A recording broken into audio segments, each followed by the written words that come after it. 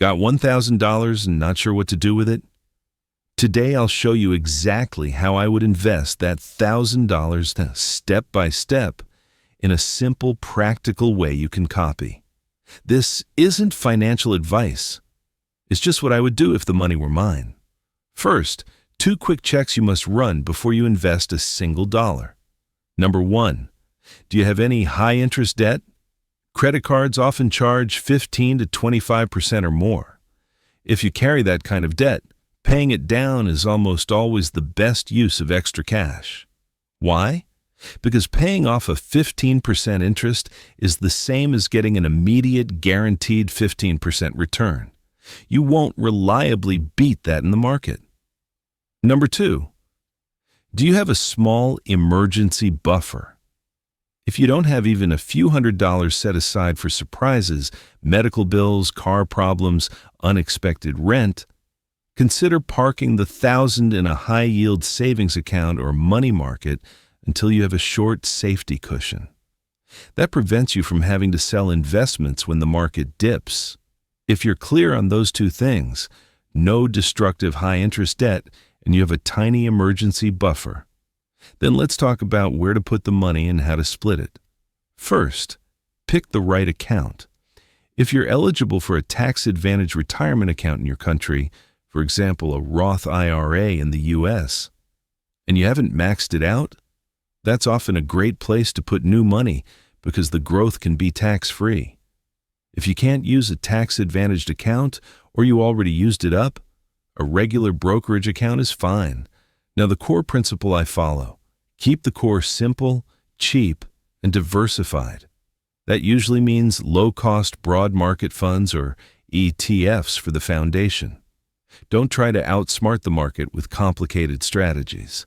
Let the market work for you over time. Here's the practical split I would use today. I'll give 2 variants so you can choose based on your risk tolerance. Variant A, balanced, my default for most people. 70% into a broad market ETF or index fund, $700. This is the engine of the portfolio. 20% into short-term bonds or a treasury ETF, $200. This smooths volatility and keeps some stability. 10% into a small experiment, $100. This can be one individual stock, a sector ETF, or a small amount of crypto if you understand it, strictly for learning and potential upside. Variant B, growth, if you're young or comfortable with higher volatility. 85% broad market ETF, $850. 10% short bonds or cash, $100. 5% experiment, $50. Why these numbers? The broad market piece gives you diversification and low cost. The bond piece is your shock absorber. It reduces short-term swings and makes it easier to hold through bad months. The experiment piece keeps your curiosity alive and lets you learn without risking the whole account. Keep that experiment small. Okay, the exact click-by-click actions I'd take right now. Open the right account if you don't already have one. Roth, if eligible, otherwise a low-fee brokerage. Choose a reputable provider with low commissions and simple interfaces. Fund the account with the $1,000. Buy the core fund. If you're using the balanced variant, buy the broad market ETF for about $700. If growth, buy $850.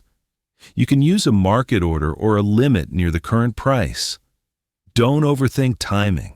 Small timing differences don't usually matter for long-term investing. Buy the bond slice with the allocated amount, $100 to $200 depending on your variant.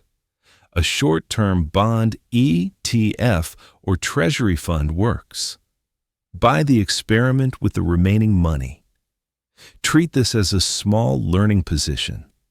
If it loses money, it shouldn't hurt your long-term plan. Automate. Set up a small monthly contribution, even $25 to $50. The habit matters more than the first 1,000. Finally, plan to rebalance once a year so your allocation stays near target. A few quick examples to make this real. Example 1. Anna is 25 and just started a good job. She has no high-interest debt and a small emergency fund. She picks variant B, growth, puts $850 into a total market ETF, $100 into short bonds, and $50 into an experiment. She also sets up $50 per month automatic contributions. Over time, dollar cost averaging builds her position without timing the market. Example 2. Sam is 40 and has a small emergency fund, but carries a credit card balance at 18%. Sam uses the $1,000 to pay down the high-interest debt first. That's often the smarter financial move. After the debt is lower, Sam starts investing more aggressively. Now, some habits and mistakes to avoid. Number 1. Watch fees.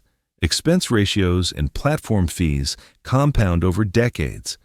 A difference between 0.03% and 1.2% looks small today, but over 20 or 30 years it can cost you a lot. Prefer low-cost index funds where possible. Number 2, don't chase hot tips or try to time the market. It's tempting, but it's a high-risk game that usually ends with regret. Stick to your plan.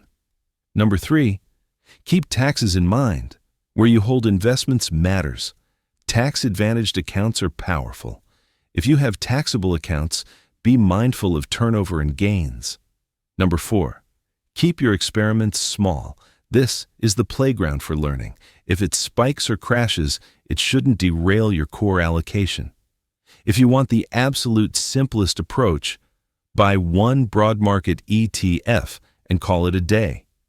One fund, diversified, low cost, and then add to it over time. For many people, that's the most effective and least stressful strategy. Finally, a short plan to make sure the 1,000 doesn't just sit there. 30 days. Confirm your purchases and set up an automatic monthly contribution. Even $25 a month adds up. 90 days. Review performance and contributions. Don't make emotional trades if markets dip. Stick with the plan. 365 days. Rebalance back to your target allocation and check fees. If you still have high-interest debt, consider diverting some contributions to accelerate the payoff. Quick recap: run the pre-checks, emergency fund, and high-interest debt. Use the right account, tax-advantaged if available. Make the core a low-cost broad market fund, include a small stability slice, and keep a tiny experiment for learning. Automate monthly and rebalance annually. If you found this useful, subscribe for more practical, no-nonsense investing breakdowns. Drop a comment. Balanced or growth? Which would you choose? Thanks for watching. I'll see you in the next one.